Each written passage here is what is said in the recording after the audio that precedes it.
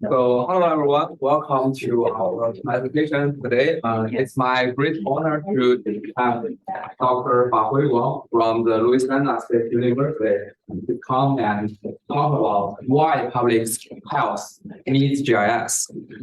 So, Dr. Wang obtained his PhD in city planning from the Ohio State University and master's in economics, also from Ohio State University, and bachelor's in geography from Peking University. So he had a broad research interest, and he is now the associate dean of the Louisiana State University, and he previously served as the chair of the Department of Geography and Anthropology. He was one of the pioneers to work at the intersection between GIS and health.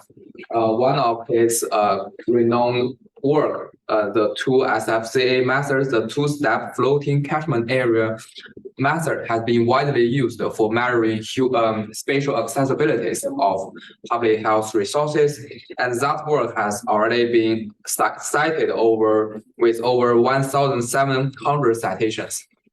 And although he has previously had a lot of work related to public health, but he defined himself to work in spatially integrated social sciences, public policy, and planning. So, okay, it's your time. Okay, thank you very much for taking the time right before the weekend. Okay, for me, I visited the university last time thanks to the gracious invitation by Professor Lee. So at about the same time. So this is the best season to come to visit South Carolina. I happen to have a conference a little bit more here in Greenville. So it's the conference of Southern Graduate School. So I figured out that I have to make some time to visit again because I feel I still have something to share. And right now, I'm also helping UJ to settle down your talk right here. So hopefully this talk will bring two sides together. I invested the past, I would say, a quarter century, building the bridge between GIS and public health. Right now, I have been on the review panel of our study section. NIH study section is healthcare and health disparities. I do review quite a few proposals from here. So I understand the strengths of this place. It's very special. Among all the public university, I think you guys probably are among the very best of bringing, use public health as the nuclear to bring all the disciplines together. Hopefully, my talk will contribute to that mission. Now, instead of my talk, the alarm clock, I will stop at about 15 minutes and try to wrap up, and then hopefully we will have some questions and answers. So, I already visited a few professors enjoying the conversation very much. I already received some papers, and I will send back some of my follow-up papers. So hopefully we can have something cooking. I feel that I still get a little bit of mileage in my tank, and we can do something magnificent. So before I start my talk, I want to have a very quick survey among the audience. I would like to, how many of you more on the side of GIS, geography, how many more on the side of public health? So how many of you consider yourself primarily on the side of geography or GIS? Raise your hands. Okay, good. How many of you consider more on the side of public health? All right. I think I'm talking to the right audience. And I think it really, for the purpose, is to showcase, primarily through my own experience, what we can help public health. Then we have some issues. They think, I can grab help from someone across the street or on the other floor of the same building. What I will do is that for today, for the public health professionals, my primary purpose, again, what we can do to help you to tell better story, right? Right now, we call that precision public health, right? Precision public. Even, US is very wealthy, we have a lot of money, but we are experiencing budget cut everywhere. You want to put money in the most effective place. So that precision is spatial precision. On top of that, I think somewhere in my talk, you will also have a sense the intersection of temporal dimension and spatial dimension. Also, you would like to execute the plan at precise, most needed time. Okay, most needed time. On the side of the GIS, you cross the aisle to talk to your colleagues in public health. You want to show them what kind of areas we can do the very best. So they are aware of the capacity of GIS. So as I mentioned, if we are gradually sitting at the same table, talk about a very similar language, then naturally, okay, even you consider the GIS a very routine task. On the public health, you consider it so popular concept. But if you mesh these two together, it's interdisciplinary, it's creativity. Okay. I mentioned my own experience on the review panel. We always look for 3 I. The first I is issue. What is your issue? Your thing. The second I is innovation. Where is the science? The final I is impact, social impact. What impact you are going to make on the community, on the society, on public health? You can answer these 3. Your score range usually is 1 to 3. 1 to 3. Within that 1 to 3, you have a good chance to get one. So hopefully, I'm going to tell 6 stories. Okay. Hopefully, through these 6 stories, you can just think about where is the issue, where is the science innovation, and finally what kind of impact it can make on the health. Okay. So first, I want to emphasize the precision, spatially precision public health. My first grant from NIH is actually helped me to develop the so-called two-step protein catchment area methods. Okay. Initially, when they see, I coined this term. And there are a couple of giants in GIS that said, I like your method, but the term is kind of cumulative. It would never take off. Well, maybe there was some truth to that. But today, when you talk about the spatial accessibility, the most popular method is our method. Okay. If I use the more sexy term, maybe you'll be cited more, but we are very happy. Okay. So very quickly, what is this accessibility, spatial accessibility, or two-step protein catchment area methods? Okay. So we have this.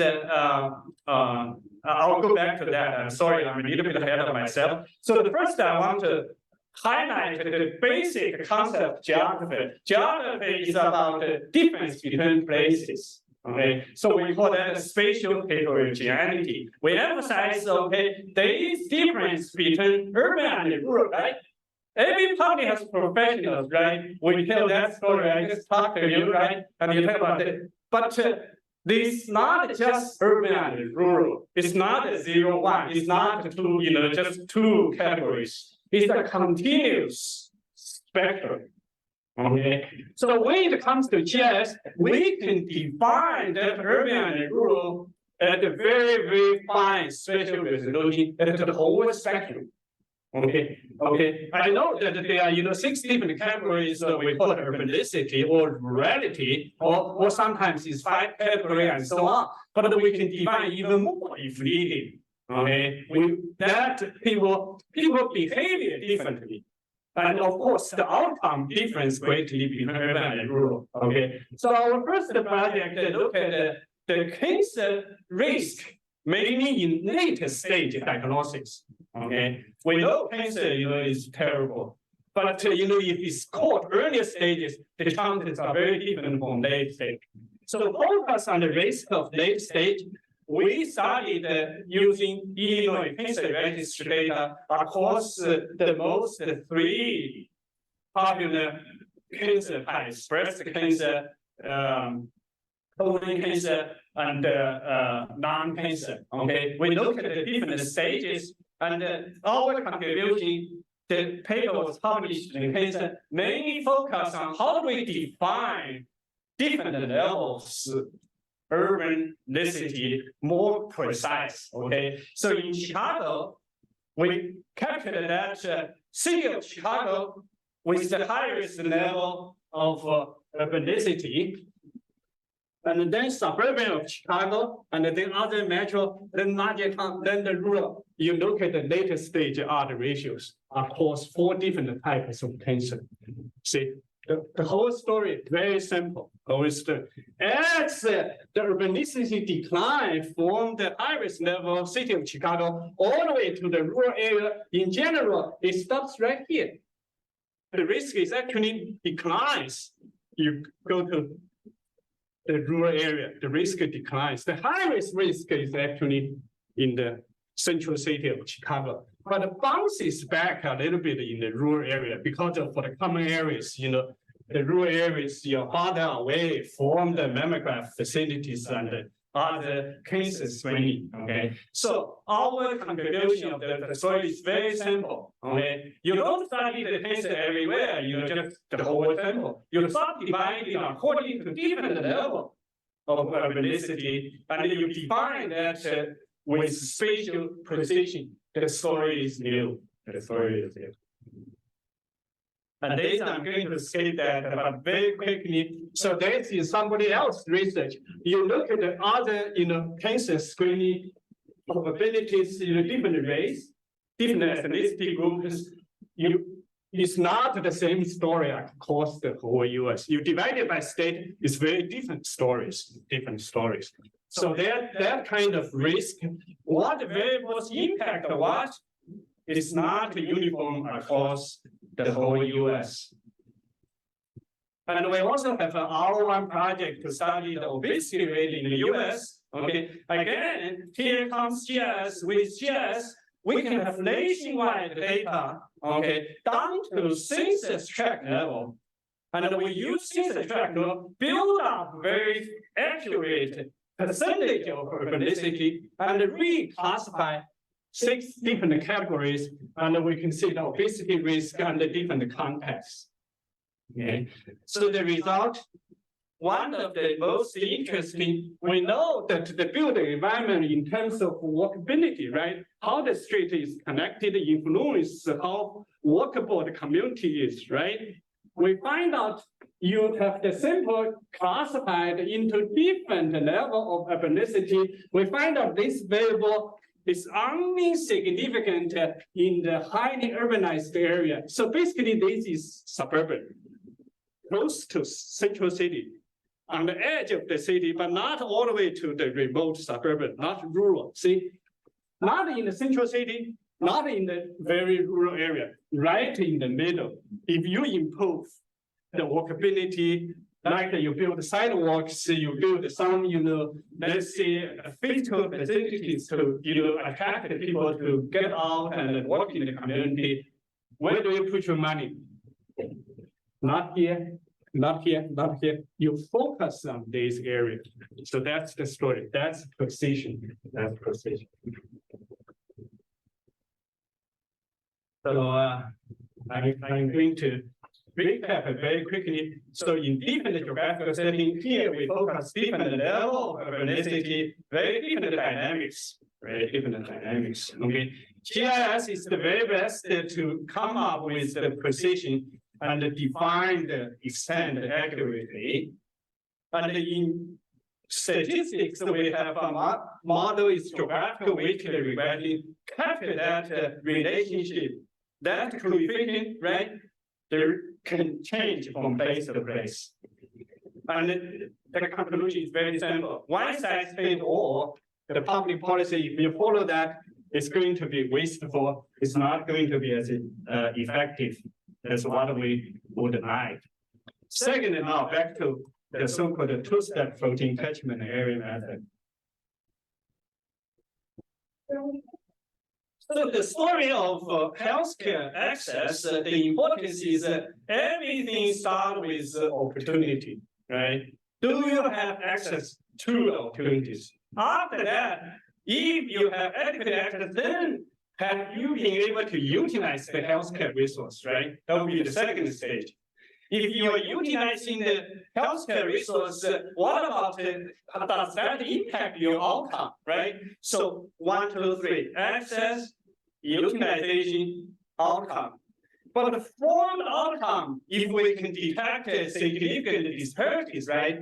And what do you do with it? The disparity could be geographically from place to place. The disparity could be significant between different demographic groups and so on.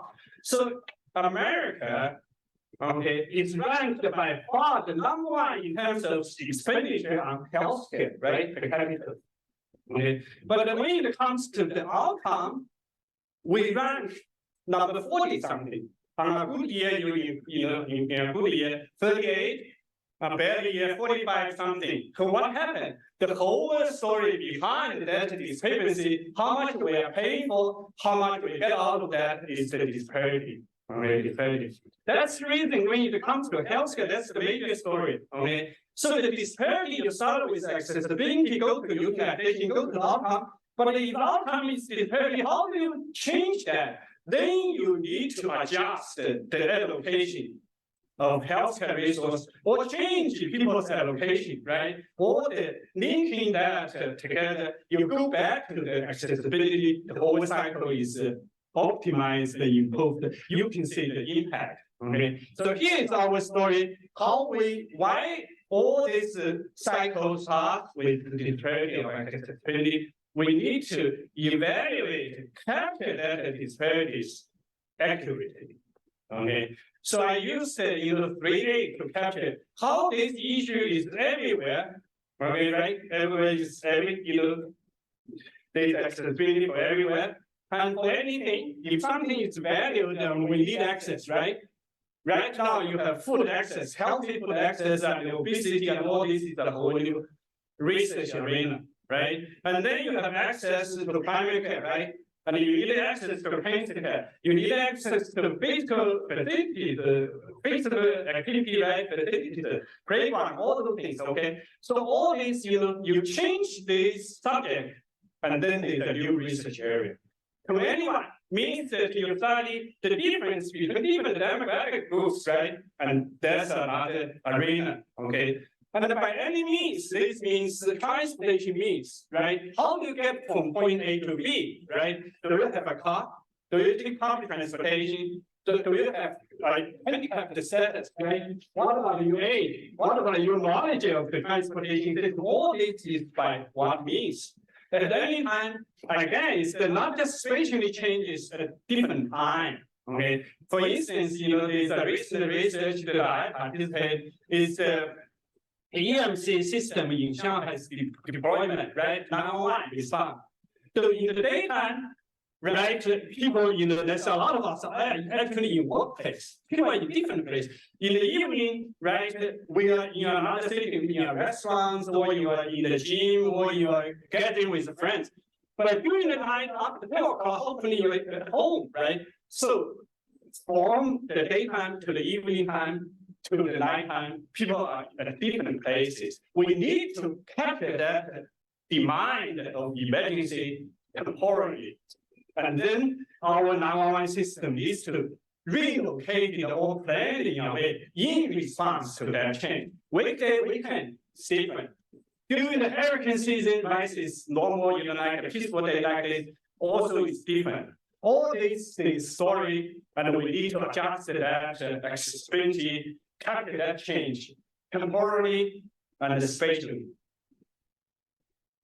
I emphasize that there's no war. So our contribution to this two-step protein catchment area is our project to help the U.S. Department of Health and Human Services to define so-called health professional shortage areas, which is primary care physician shortage areas, okay? So when we, propose the approach, how, we could fix this problem, they listen to this. This is what exactly we're looking for. Basically, for the existing practice, you will have all these counties, very much county level.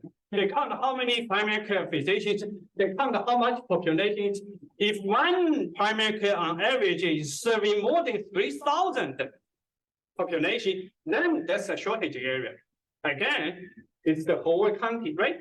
Whole county. You are assuming the county you have Trump who built the wall around your county. The doctors can't, take care of patients beyond the county, and the patients couldn't go beyond the county to look for doctors. So that's not realistic. So all we did is to capture this interaction across border. Okay, and also we sharpened the spatial resolution. With GIS you can use block group level, and you can search 30 minutes. That's the guideline from U.S. Department of Health and Human Services. So every single centroid of census tract blocks, we can capture 30 minutes within the driving time, how many physicians you could reach. Come back to the doctor, you do the same, you capture doctors 30 minutes within that, they take care of all the patients within. And how they interact with each other, you do that so-called catchment area twice. The first, around the doctors, you capture one doctor, how busy they are taking care of the patients. You go back to the residents within 30 minutes, how many doctors they can actually visit. Every single doctor within that 30 minutes considered accessibility. So I coined that term. It makes so much sense. It's a catchment area.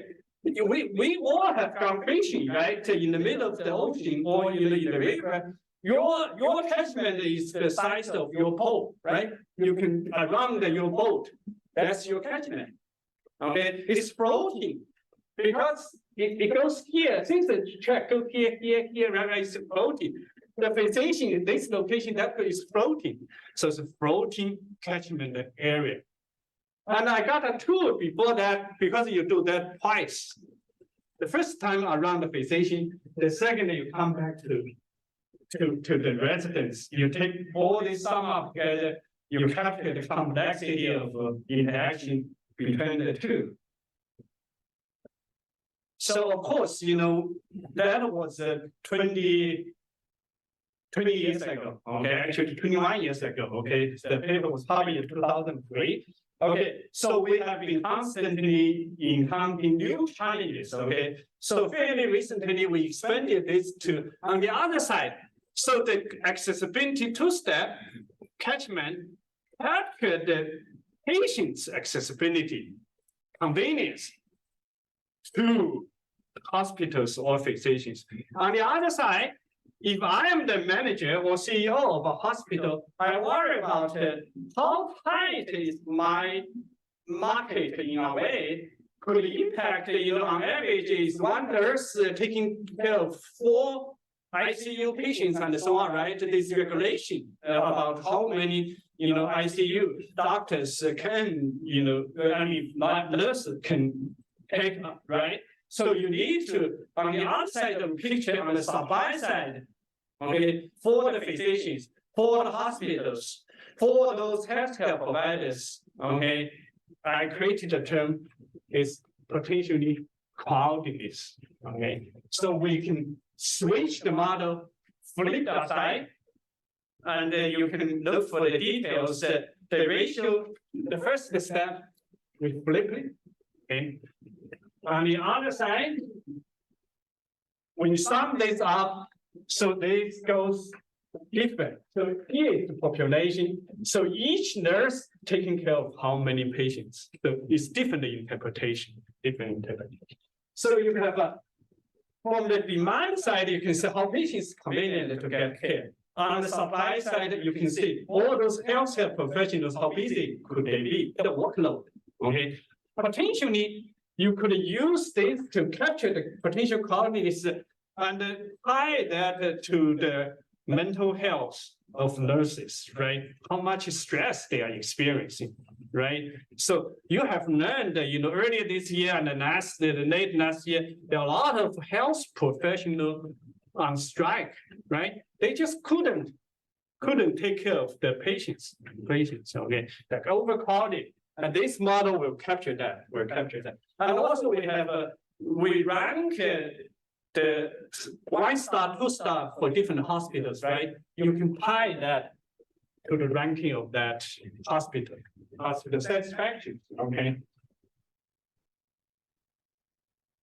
So I also emphasize some of the methods sounds complicated, the analysis computation seems a lot of work, and indeed when I did the 2-step, I coded the system, and it took some time and so on. But we want to bring down the barrier. I'm talking to 90% of public health professionals here. So all I'm trying to say, if you can use your iPhone, you can use our tool. That's it. We have all this friendly interface, okay? You just need to tell us, who prepared the data, where is the physician location, where is the patient's location, where is the, the transportation from origin to destination matrix. I just explained that we prepare some of the infrastructure data for all the healthcare professionals from every zip code to every zip code in the US. We know it's a larger matrix. It's more than 10,000 voted by more than 10,000. It's real-time travel, right? Travel, congestions, and so on. We calculate that larger matrix is online. You can use it, you can feed it into the system, you will get the result. And the beauty of this is they have different choices of distance decay behavior. You can change that, okay? And either 2-step or the inverted is one interface, okay?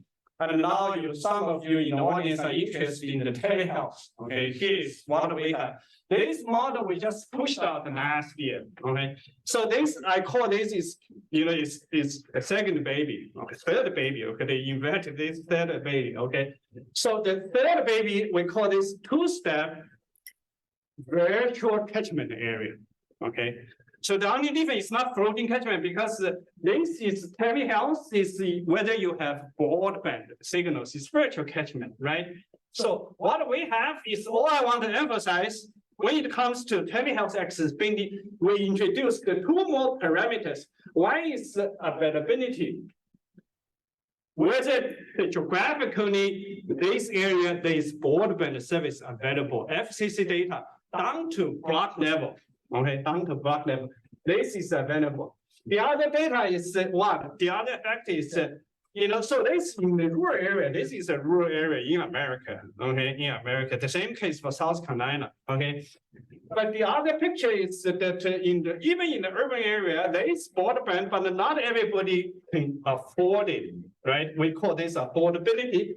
Right now, you can get the census tract level affordability data. Okay. How many residents within the census tract with subscriptions to broadband? Okay. So these 2 interact with each other within one model. Okay. Again, well, you don't need to worry about it. We have so many sigma, okay, so many, subscripts. All you need is this tool. Okay. So this is already built up for you. You know your iPhone. You can navigate the iPhone, you can use our tool. So very quick, okay, our accessibility captures both spatial proximity and the other side, the availability, the match ratio between supply and demand. How high is computing intensity for particularly medical service? Okay, and we emphasize again, it's no war. Okay, interact across the political borders, across administrative boundaries. Okay, and the most recent telehealth accessibility, we capture both the availability and affordability of broadband services. And GIS help us to capture that spatial behavior and help us, as I mentioned, to implement the very place-based precise public policy. So the third story is that what GIS can help us to do is that today we talk about the social determinants of health, right? It's about context, right? Context, okay? So the residential locations on the map, Once we have that location, we can reconstruct all the relevant neighborhood effect, environmental factors. Okay, so that's what we do. We call it neighborhood effect. Okay, well, this joke. Sorry, I brought this joke. This, those of us went through Clinton's, scandal, right? So it depends on what it is. Okay, so it means we talk about the neighborhood effect. How do we define the neighborhood? It's really the science, the creativity. Okay, everybody knows neighborhood. You can simply use sensor track and say this is your neighborhood. Not necessarily, right? You different for someone with very limited education, or with very limited resources. That person's cognitive spatial space is very limited, right? Compared to someone, let's say you have, very mobile, a lot of people, you have, the financial resource, you have a, very nice car. Their activity space is very different. Okay, we need to individualize that neighborhood effect. So our study, for instance, in Utah, we had our one to study how this obesity rate and its environmental impacts from the side of food environment, and the other side is in terms of access to physical activities. We find out that the relevant neighborhood in the context of Utah, you do the survey, you find out actually how far people go to the parks, right?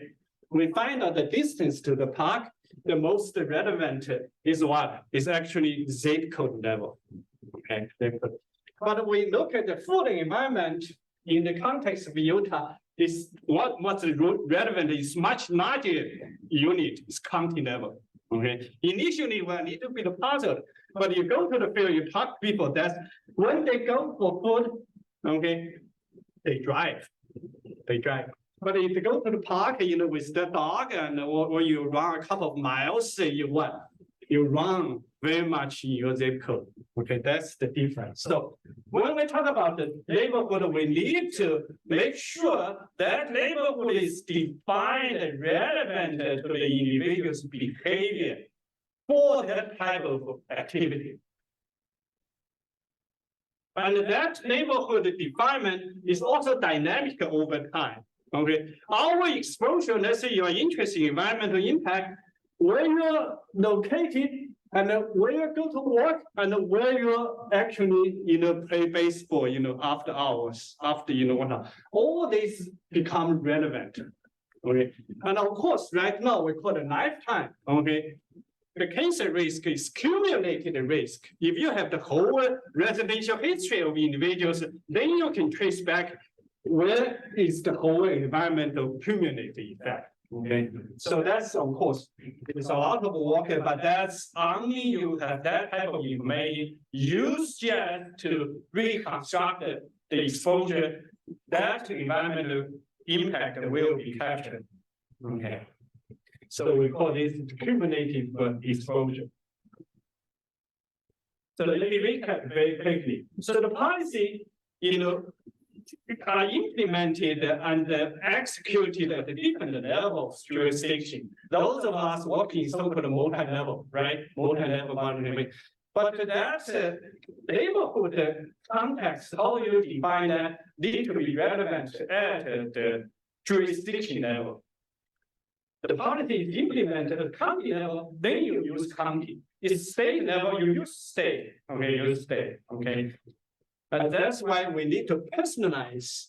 And someone in sociology created the term is eaglehood. It's my neighborhood, my own neighborhood. You are next door, your neighborhood is not necessarily the same as mine. It's about our activity space, our cognitive spatial space. And activity space, of course, varies by purpose of what type of activity, what kind of access you are consuming. And also varies by demographic groups. Okay, and the environmental exposure, we emphasize dynamic, cumulative exposure.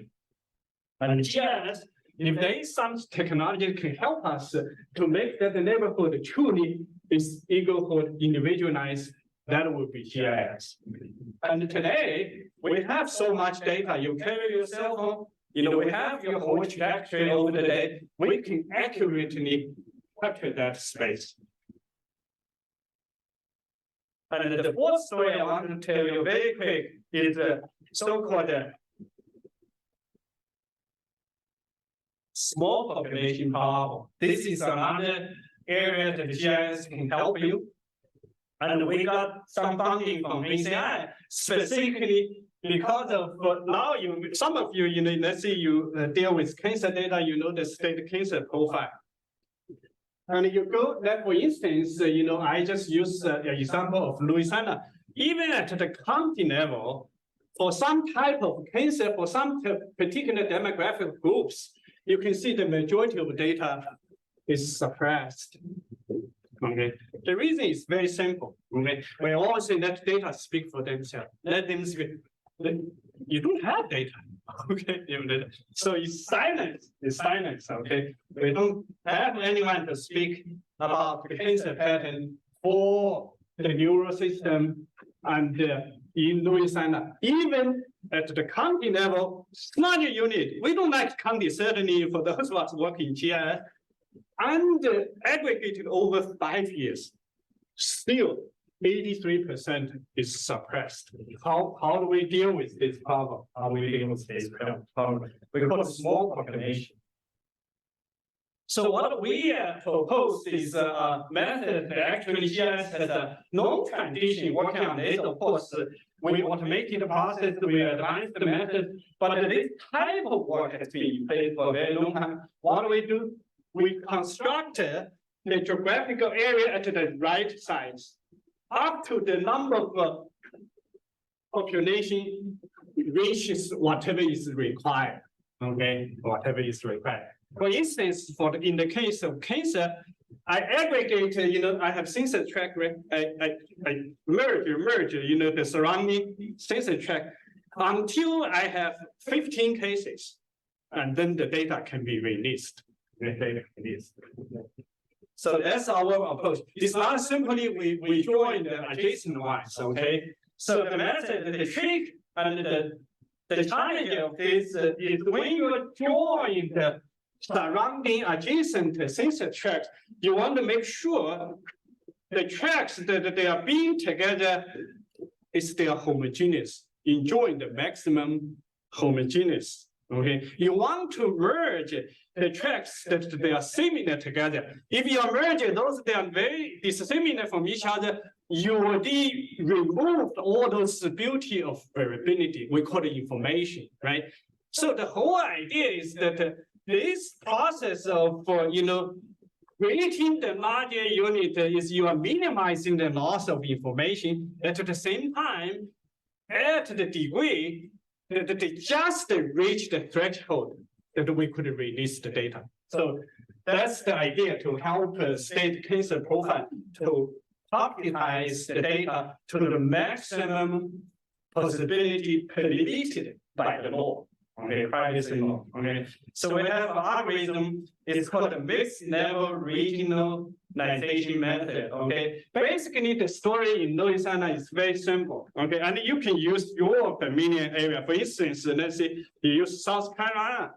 So you have the data initially at the county level. You look at the county. You divide the county into 3 different types. Okay, I would suspect that the county, okay, around the Columbia is more sufficient population. Okay, let's say we set up as in our case, I think it's 20,000. Okay, 20,000 population. You can release the data, but the county, around the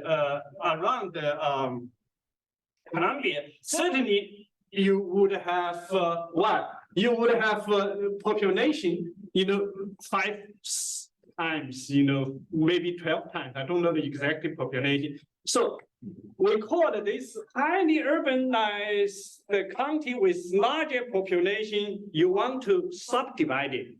You got it? Okay. There are some counties, most likely rural counties, you count the total population is 21,000. Right on money, stop right there. This is the right unit. You can't divide it anymore. Okay, you don't want to join that county with other counties to release remove a lot of variability. There is some counties they're very small. I don't know. South Carolina is a good example, but Texas have plenty of counties with population as few as 500, right? They don't very much desert, area and south.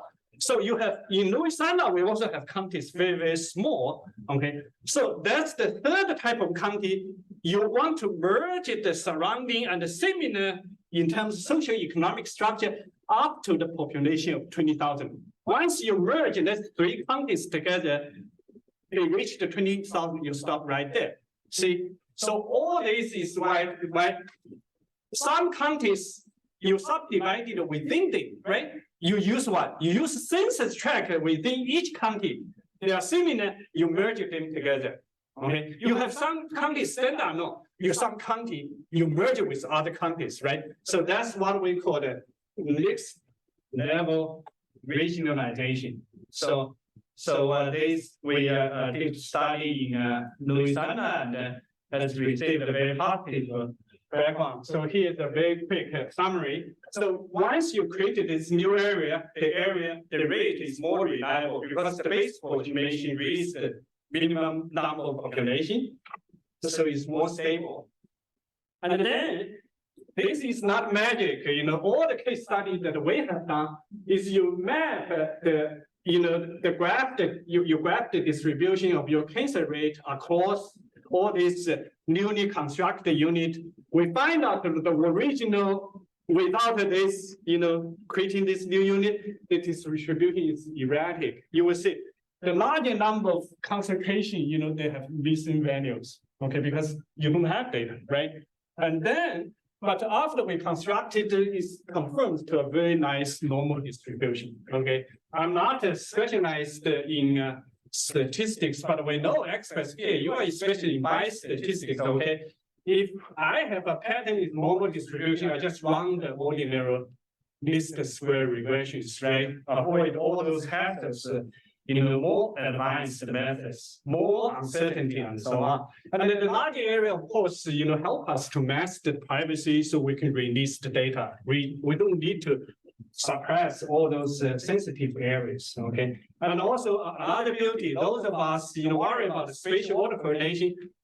Recall, when we join the adjacent area units together, we make sure that they are similar in attributes, right? Means that we are merging all those census tracts that they will be subject to the spatial order coordination, right? They're spatial order coordination, they're similar, and we happen to, by this algorithm, merge them together. So we mitigated that, and then you can run regular ordinary least square regression.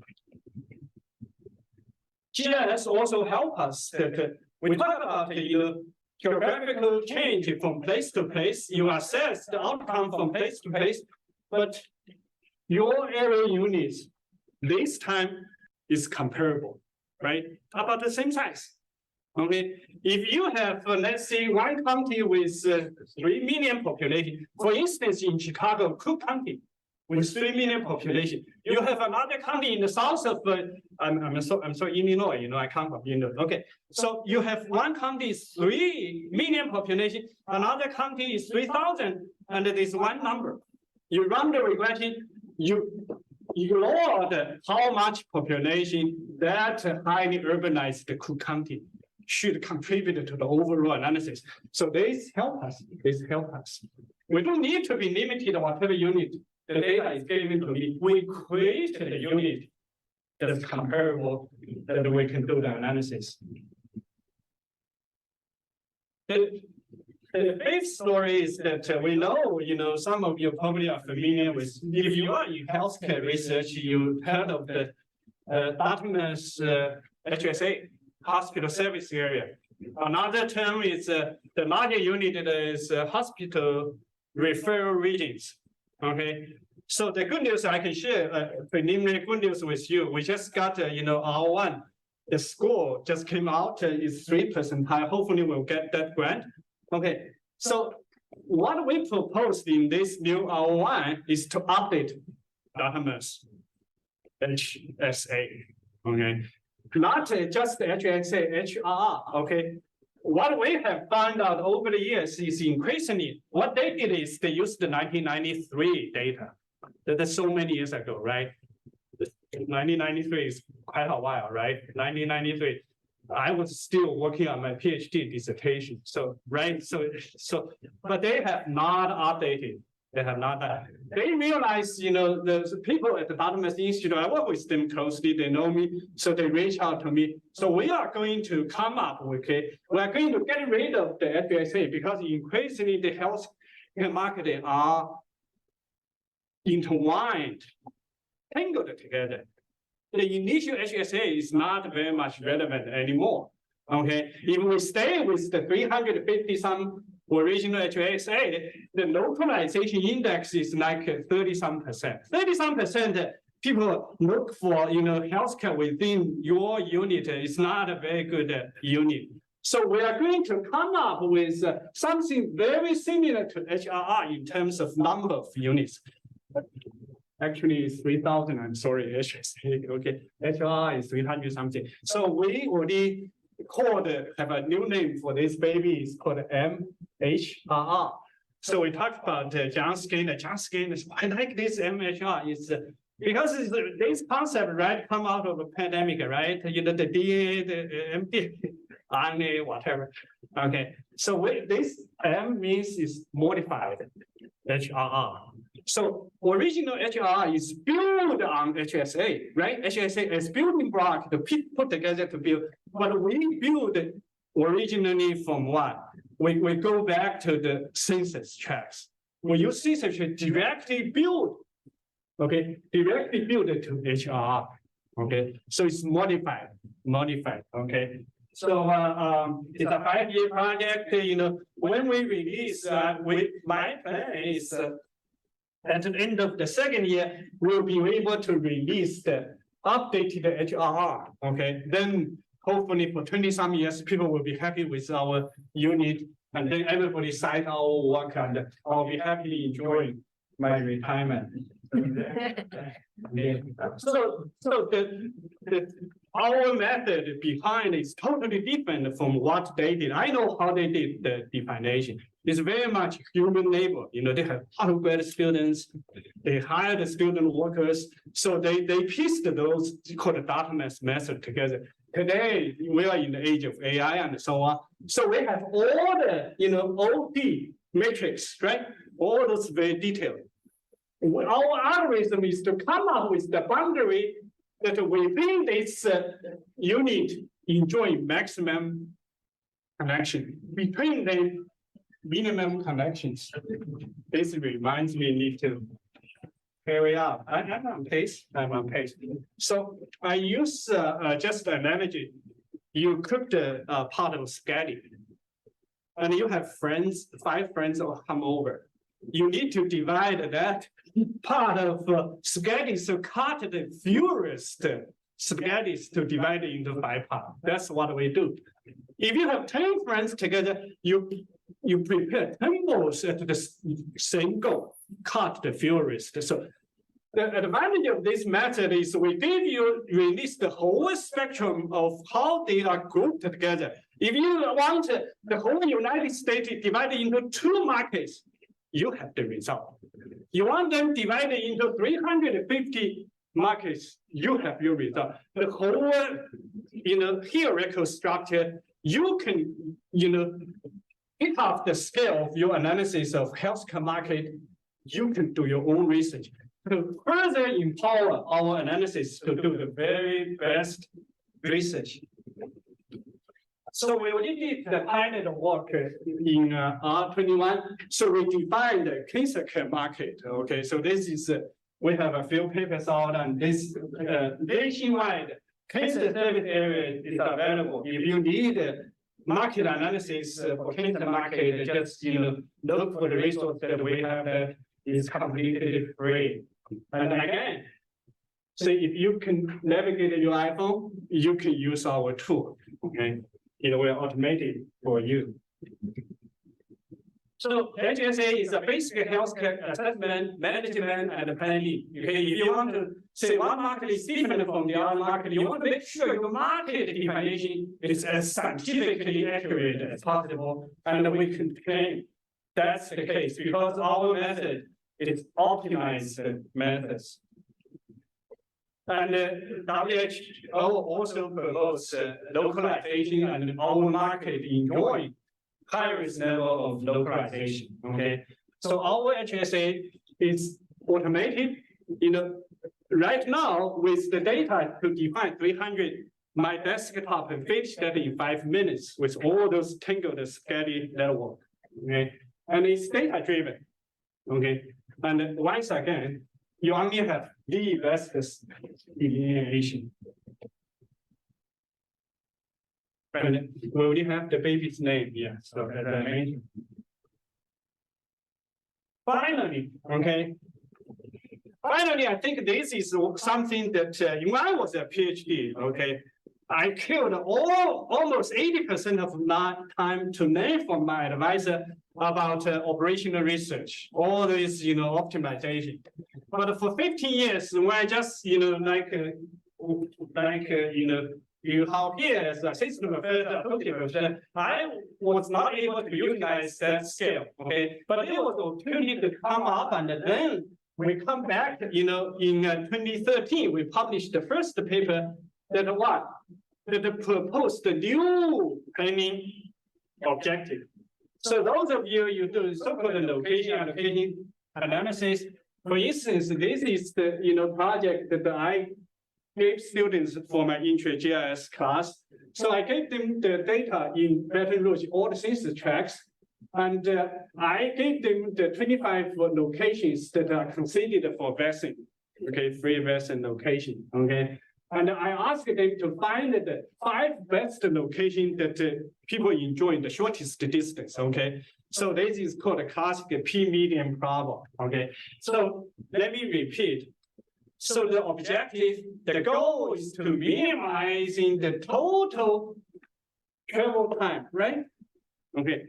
So traditionally, most of the optimization research emphasize efficiency, not efficiency, minimize total cost, maximizing the total payoff, and all those things. Okay. Now we propose a new objective. It's right here. Is E. What's this E? Is equality. Okay. So the whole term we propose is we are interested in the highest level of equality. The other way to put it, we are interested in the minimum inequality, right? Inequality. So I'm on the panel of healthcare and health disparity, minimizing the disparity. So this term, so how do you minimize, operationalize that inequality? What kind of inequality? Everybody live up to 99 years old, it's time to go. You cannot, maximize in terms of the outcome. It's just not, 50% of chances is because of my parents blessed me with that kind of gene, right? Good or bad, you take it, you can return, right? Okay, so we emphasize it's not about to optimize the equality in outcome, rather from the very beginning of the issue, access. Okay, we give you equal access, but you don't believe, that the vaccine that help you, you can reject it. But it's our public policy makers' responsibility to grant people equal access. Complete equal access is not available. So what we call is maximize accessibility equality problem. Access, maximize equality. Okay. So we operationalize this accessibility. We have 2-step protein catchment to operationalize, and then we can solve this problem again. Even operation could be difficult, but we have a very user-friendly interface. So I'm going to skip this and just, so very long time people have done so much on efficiency, maybe because of my own experience, I just, for my lifetime, I think I experienced plenty of inequality, and that helped me to become passionate to help contribute, reduce that inequalities. Okay, and in operationalize, we emphasize not to equal outcome, rather equal the access. Okay, and how much equality you can achieve, we can tie that to how much resource you're willing to dedicate to a particular project. The story is very simple: more resource, more equality. Isn't that nice, right? Okay. How much equality you would like to achieve? How much money? How much you want to pay? Right? How much pay? Okay. And we also played with different choices. Okay, like hospital. Okay, do you build a new hospital or move a hospital? Versus the choice of you just added money to existing hospital. I give you 5 more million. I give you 6 billion, and so on. So we compared, comparably in terms of cost, it's the same. Build a new hospital, right? Versus give the allocated resource to existing hospital. So we played this number among the 70 NCI cancer hospital. Our conclusion is that if the cost is comparable, location adjustment always favored over resource allocation to the existing facilities. So this is, I think it tells us the geography, right? This is you actually change the geography. This is you allocate among the existing big guys. Okay, so this tells us that the location adjustment is actually favored in most of the scenarios. Okay, so this most to something that I have been working for so many years and continue hopefully close to 10 years something. Okay, so I call this is I have the background across geography, economics, and planning. So it's the same thing. I'm interested, I call it social, I emphasize sciences, okay. Out of this room, they may be, administrators, okay. You guys, you do social issues, so there's not much science, which is not true, okay. If I have to, help you, tell those who don't believe social sciences, so we actually do the very best science. The only difference is our science is intimately related to the social impacts. That's what we do. We do the very best science. When it comes to big data, when it comes to population, when it comes to all those technology challenging issues, we are in the game. Okay. The only difference is that physical scientists probably they spend a lot more time in the lab, but we are intimately concerned about the social impact. That's what we do. And we have the science and we need to make changes through public policy. Planning is just the other side of the public. Planning is more complicated plan. Where do you actually put that hospital? How large you are going to build? How many, beds? Okay, so this is one called S3P3. Okay, so very quickly, human behavior varies geographically, and we have no choice but to make public policy that is geographically adaptable. And I already mentioned this linkage, you go back to outcome to access to improve equality, and you can see the total outcome, how much, not just equality improved, total outcome improved, okay?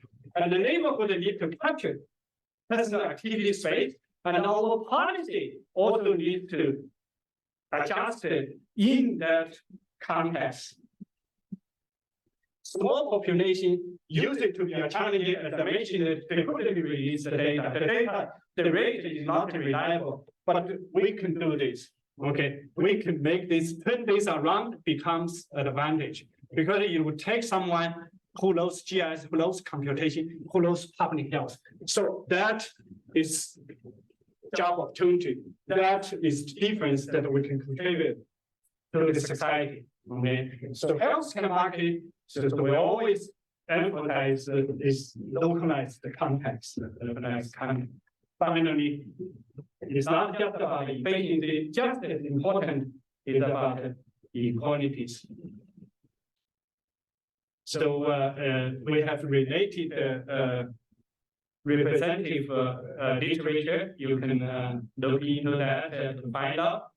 And we just came out with the third edition of our textbook, and with the software, everything comes with this. Okay, I'll be happy if you can have some questions here, and not enough, you can track me down. My promise is that I got an email from your vices. I got an email from my boss. I answer your email first. Because we couldn't do anything about you, but I'm passionate about you talking to those who are interested in our work. So that will be my promise. Okay.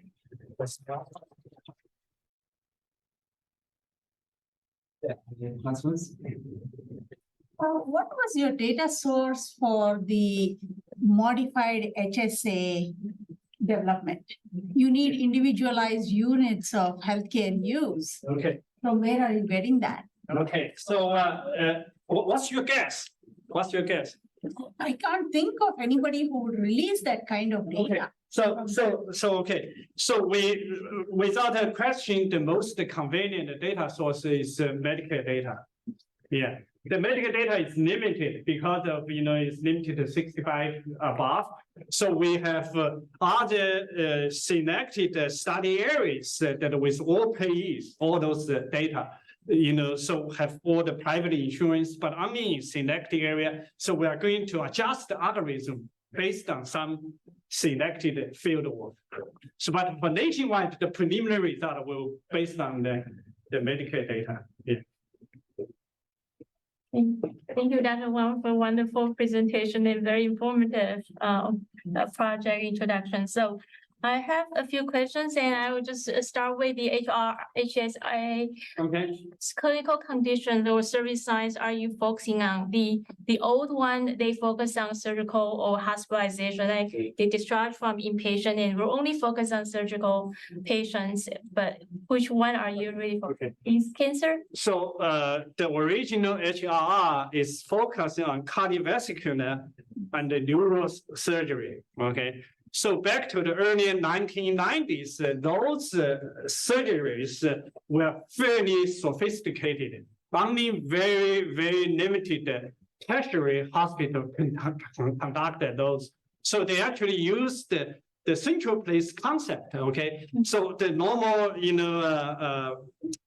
ordinary, or is HSA. Okay, they use HSA as their components built up based on the cardiovascular and the neurosurgery. But we did the research, we replicated research, use more recent data. So we have the data from the health service that we have that data HSA. What's the data source? I forgot. So it has all the payees data. Okay, so in Florida. So we found out that if we use the same, that's it for the whole state of Florida will be 5 hospitals, just 5 HRR. Okay, because the increasingly it becomes so, prevalent, and on top of that, as I mentioned, today's healthcare market compared to the time 30-some years ago they developed the first HSA is intertwined, much more scattered, tangled together. So this for another reason that we decided to go straight, build from the original census tract instead of the HSA, but we tested the areas. I think the number is come close to 300 something. Yeah, so that's why it is in terms of size and the scale is HRR, but it's not based on specialized surgery. Yeah, that's the modified. This is the M. Yeah. So thank you for a very impressive work, Dr. Wang. I have one question. So when you say in some areas, the cases of cancer or some other disease, they have small sample size, you consider to merge to the neighboring or adjacent areas. And you said the judgment is if they share the similar attributes of each other. I was wondering how you find the other units with the similar attributes. You manually do some background work, or there's some method to do that, or? Okay, so let's say our typical analysis is you have independent variable. You are trying to use independent variable to explain the outcome variables, okay? So in this case, you independent variable, all those variables are attributes that captured the distinctive attributes of all different those things that track whatever they are, okay? So very often in our research, let's say you have social determinants of health, right? You have all those social determinants variables. Those variables, you standardize them, right? You can run some, let's say factor analysis or other methods to capture the relative weight of all those Y variables, X variables independent, okay? So you use this, group them together, and then our algorithm can merge the units that they share the maximum homogeneity across those variables you identify.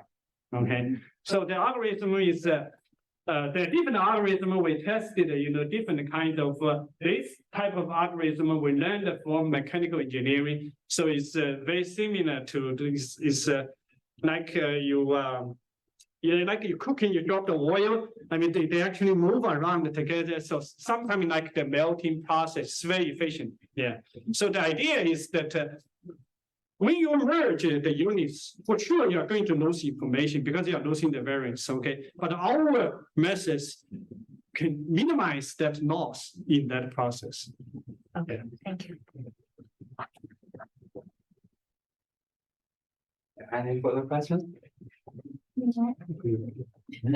I'm just very curious. Thank you for the wonderful talk. I learned already from your I'm just curious because most of your talk is related to physical space. Mhm.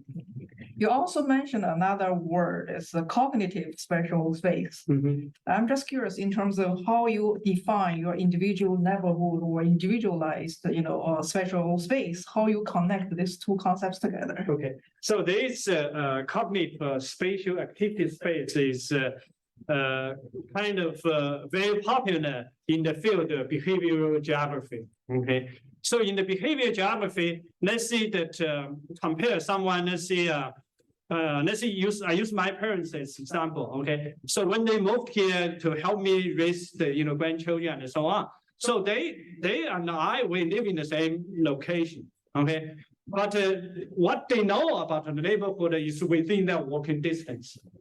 So that's what they take to around. So this house is like that. That is a river. This one. So that we call activity space. Okay, but my activity space is much larger because I take kids to here to there. I know a lot more. Okay, so we talk about, for instance, let's say we are interested in the building environment and people's physical activities. Okay, so that even in the same neighborhood next door to each other, and you have some two of them have very different cognitive activity space. Okay, so that's the reason when we review proposals, so a lot of research is about use the mobile device, right, to reach the most vulnerable population. But the common critique, we were looking into how about, they have, let's say, senior citizens, right? But do they actually use the phone? How to reach those? The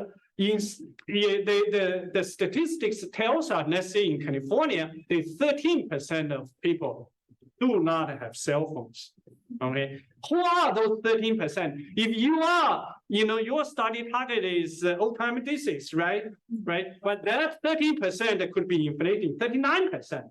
Okay, so that's the reason that when we talk about activity space, right, you need to bear in mind that that's adjustable, that's adaptable to particular demographic groups here. So in our studies, when we talk about this catchment area, floating catchment area, right? The conceptually is very simple, but operationalize, you need to adjust that.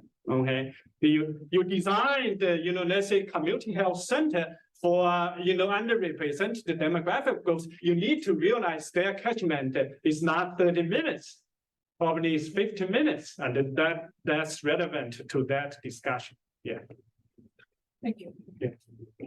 Follow-up question with Dr. Yang's question. So she mentioned that you can, for example, it's actually my question from our previous study. So we have the problem because there are some counties only have small numbers of HIV cases. So, and we wanted to merge them, but at that time we just like use the, like merge the neighborhood counties or something like that. So for example, if we use the MLR merged those counties already, and we wanted to utilize it in our analysis. So how about the other, we wanted to explore the relationship between other content level variables with the outcomes, and then we already merged them together. So how do we deal with the content level variables of those merged counties? For example, we just got the mean value of all the content level variables or something like that. Exactly the reason we emphasize when you merge those adjacent counties, they're all small with not enough HIV cases. They're also so you have those. When we define they are similar or not similar, you have multiple variables, dimensions. Okay, you standardize them. You know the relative weights. Our algorithm, you input each individual variables and the relative weights. It will help you to group them together.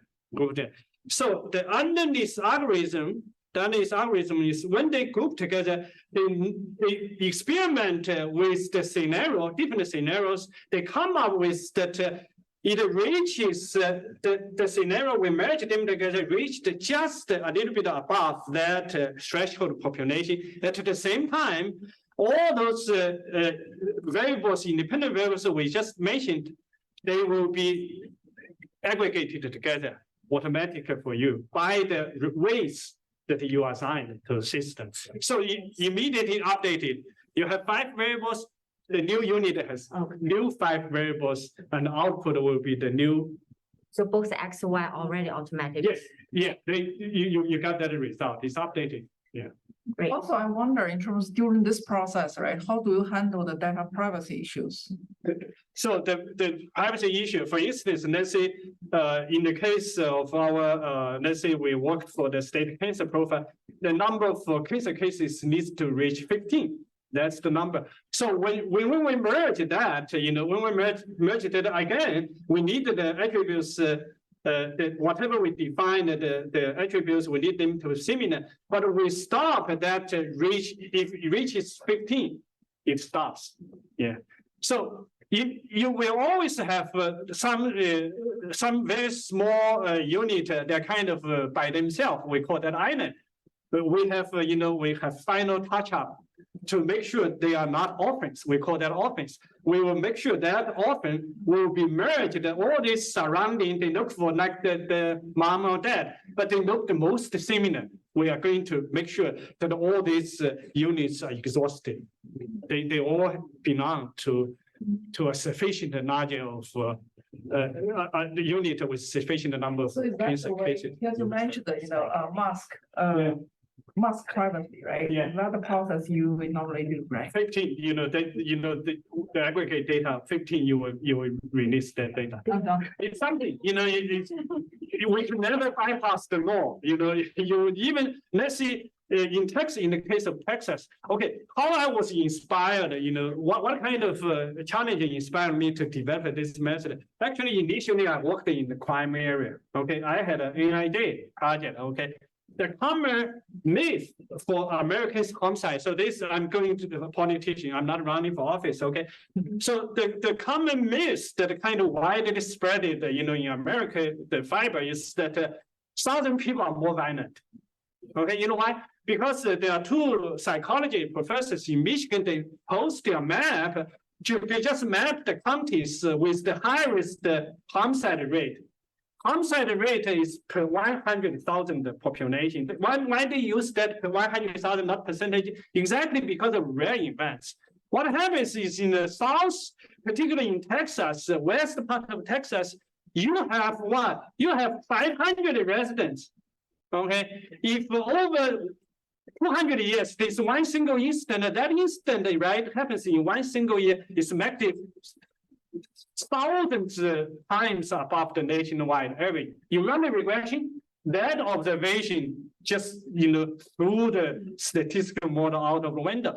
So I advise the master student to do the research, and of course, at the time you manually, right? So eventually we come up, we look for, the methods developed by engineering, mechanical engineer, and then we automated this process. Okay, so exactly, we maximize the process, we maximize the preservation of information. You have to match.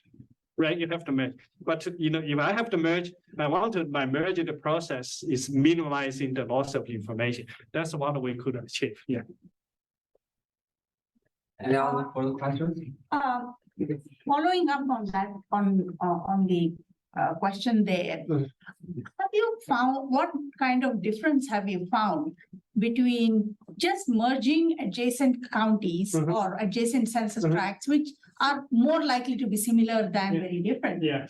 Merging them just on the basis of geography as compared with, with similarity of attributes, trying to find similarity weighted analysis and all that.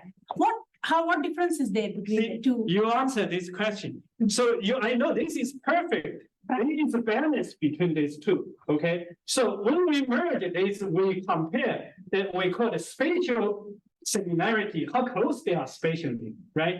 We also compare how close they are in terms of attribute similarity. Our method actually return the power back to the analysis. We give you between you have a bar to move around between 0 to 100. I'm 50-50.